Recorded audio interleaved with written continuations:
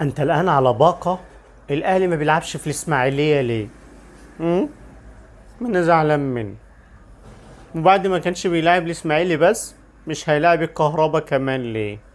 هو في خناقات مع الكهربا بتاع الاسماعيلية؟ ليه الاهلي ما بيلعبش في الاسماعيلية؟ اشمعنى الزمالك وبيراميدز يلعب واحنا ما نلعبش؟ بقت نغمة سخيفة. هوصلها لك ببساطة.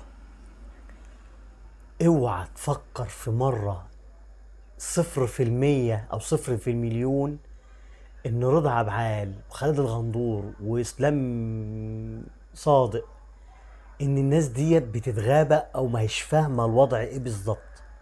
الناس دي فاهمة الموضوع كويس جدا، لكن بيحبوا يعملوا شوشرة ويصدروا مشكلة في الإعلام وخلاص. الناس دي عارفة كويس جدا وأحسن مني ومنك 1000 مرة إن الأهلي بيجيب موافقاته الأمنية إنه بيلعب ماتش الإسماعيلي في القاهرة، لكن الإسماعيلي ما يقدرش يجيب موافقة أمنية إنه يلعب ماتش الأهلي في الإسماعيلية.